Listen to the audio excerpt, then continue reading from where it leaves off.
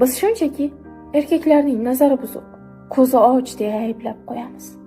Lekin qizlar, bilmaysizlar yigitlar holi. Ularning ko'zlari yirtqichlardan ham och. Iltimos, buzmang ular xayolin.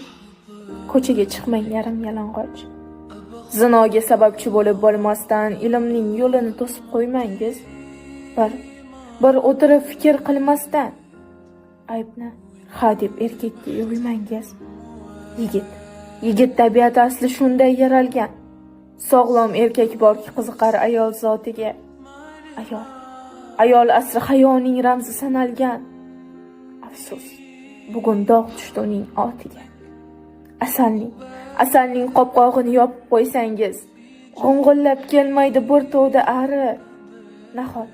Nahot shu ishni qilish qiyin tuyulsa. Axir Qur'onda yozilgan-ku, aytilgan bari.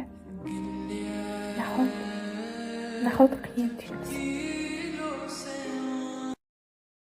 Biz shunchaki erkaklarning nazari buzuq, ko'zi och deya ayblab qo'yamiz.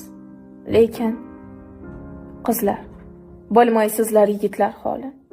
Ularning ko'zlari yirtqichlardan ham och. Iltimos, buzmang ular xayolin. Ko'chaga chiqmang yarim yalang'och. Zinoga sababchi bo'lib bo'lmasdan ilmning yo'lini to'sib qo'ymangiz.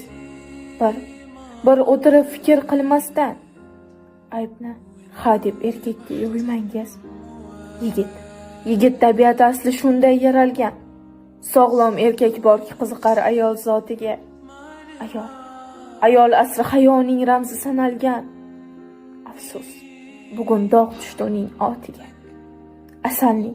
Asalning qopqog'ini yopib qo'ysangiz, g'ong'illab kelmaydi bir to'da ari. Nahot shu ishni qilish qiyin tuyulsa. Axir Qur'onda yozilgan-ku, aytilgan bari. Nahot qiyin tuyulsa.